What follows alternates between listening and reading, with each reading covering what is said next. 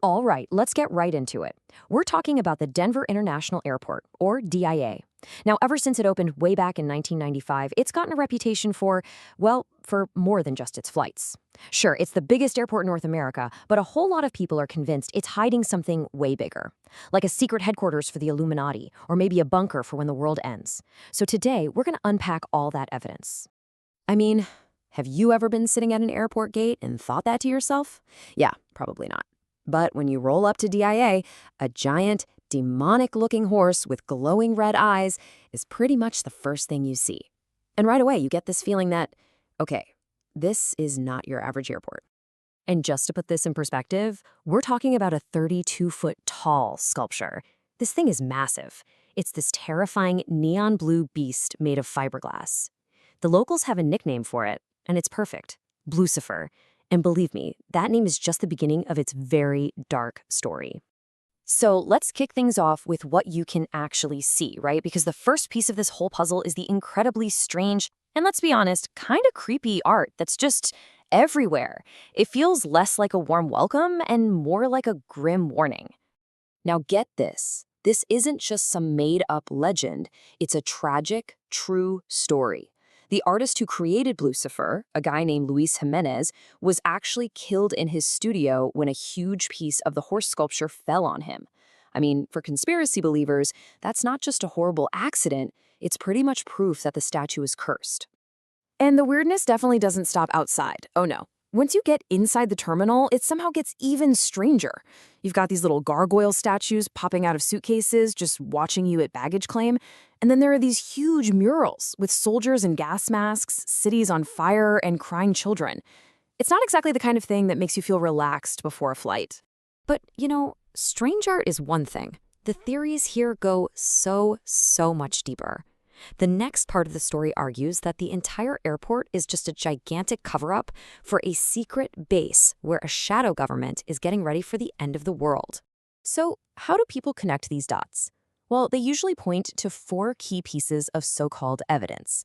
There's a very mysterious dedication stone, a commission with a name that raises a few eyebrows, whispers of entire buildings being buried underground, and a runway layout that, well, you gotta see it to believe it. Let's start with this dedication stone.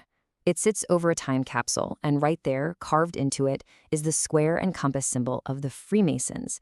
Now, for a conspiracy theorist, that's not just a nod to history, no. That's a signature. It's a secret society openly tagging their building. And if you look closely at that same stone, it credits the airport's construction to a group called the New World Airport Commission. I mean, really? Could you pick a more suspicious-sounding name? If you know anything about New World Order theories, this sounds less like a local committee and more like an open confession. $2 billion. That's how much the airport went over budget. That is a mind-boggling amount of money, even for a huge project like this. So, of course, the big question is, where did all that cash actually go? If it wasn't for the airport itself, maybe it was for whatever's hiding underneath it. And that question leads us right to the heart of the whole theory. The idea is that all the delays and that insane budget were just a smokescreen, a cover for building a secret, multi-level city deep underground. There were even claims from so-called whistleblowers that 5 giant buildings were constructed and then just buried, written off as mistakes. But the theory says they weren't mistakes at all. They're bunkers for the global elite. And then, the final piece of the puzzle, the view from above. If you look at the layout of the runways from the air, the shape is, well, it looks a whole lot like a swastika. For a lot of people, this is it. This is the final, undeniable piece of evidence. Okay, so let's recap. We've got a cursed horse, apocalyptic paintings, Masonic symbols, a $2 billion black hole in the budget, and runways shaped like a swastika. The case seems pretty solid, right? But is any of it real? Or is this just a really weird airport? Let's peel back the layers and see what's actually going on. All right, now for the fun part. Let's take each and every one of these conspiracy clues apart and see what's really holding them together. Because as it turns out, there are some pretty logical, if kind of boring, explanations for almost everything. So remember that sinister-sounding New World Airport Commission? Well, it turns out it was just a temporary group of local business leaders. They picked the name because Denver was trying to sell itself as a world-class city, for a new world of global travel. It was just marketing speak, not some secret cabal. And what about that Masonic symbol? That's actually a pretty common tradition. The Freemasons have been part of cornerstone laying ceremonies for public buildings for centuries. I mean, they did it for the White House. So it's more of a historical tradition than some secret sign-off. Now for those nightmare fuel murals. It really is all about context. See, everyone focuses on that first scary part, the soldier in the gas mask. But that's just panel one of a much larger story. The artist, Leo Tanguma, created a whole series that actually tells a story about peace overcoming the horrors of war. It's supposed to be a message of hope, but most people only ever see the scary part. And those swastika-shaped runways, turns out it's not about ideology, it's about engineering. That pinwheel layout is just super efficient. It lets planes take off and land from a bunch of different directions at the same time. And in a place like Denver, with crazy, unpredictable crosswinds, that's exactly what you need to keep flights from getting delayed. So what about that $2 billion and the secret tunnels? Well, the tunnels are definitely real, but they weren't for bunkers. They were built for a cutting-edge automated baggage system that turned out to be a complete and utter disaster.